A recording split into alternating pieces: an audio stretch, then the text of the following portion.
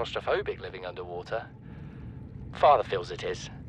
He'd tell me it was childish, but I stare out of the window and sometimes I think how lucky I am to see this world up close. Back on the island, I wouldn't have believed the creatures that live down here. The fish, they glow. There's one that's 90% eyeball. Snakes twice the length of a habitat compartment. Certainly, it's not all friendly. Most of the plant life is toxic. Learned that the hard way. But I've managed to coax some marble melons into growing indoors. And when they don't cover our dietary needs, well, we eat the fish themselves. It's a bit gross, but it's nothing they wouldn't do. I've been attempting to document my findings. Father approves. He says understanding is power, that the more we know about this planet, the more we can use it to our advantage. I'm just doing it because it's fun. It's not easy without proper equipment and network access, but the old-fashioned way, observing, taking notes, testing theories, shows me the world in a way a spectroscopic analysis never could. Lately, I've been watching the crab snakes. They ambush their prey as it tries to feed on the mushrooms they hide in. What they don't eat settles on the seabed, which fertilizes the mushrooms, which feeds the herbivores, and so the chain continues. Co-evolution gives me the fuzzies.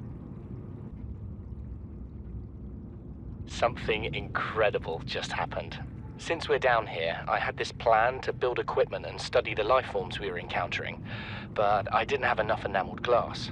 So, I started looking for a natural substrate that would strengthen the glass we have, and those stalker teeth we've been finding fit the bill.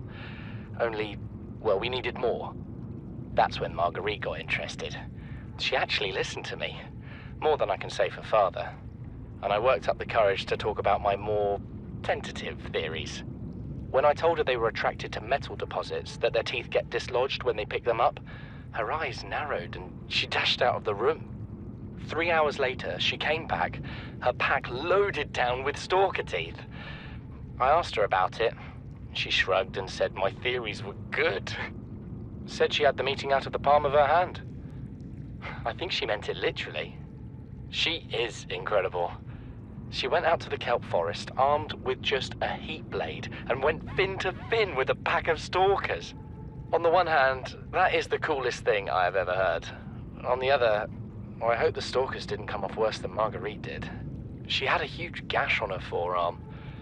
I don't think things went as smoothly as she made out.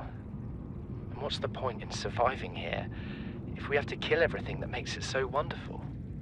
I wish I knew more about these animals, but Father won't let me leave the habitat. Maybe with all this glass, we could build a containment unit and get up close to them. This is the first time I've seen sunlight in months. After all that time in the deep, I'd been dreaming of it. Now that I'm back here, I'm finding it hard to enjoy alone. Father was right. We should never have left this place. We shouldn't have gone so deep. They do not want us down there. Despite my best efforts, ill health is taking hold of me. The visions are getting worse. Marguerite and Father are now part of the ecosystem of this incredible planet.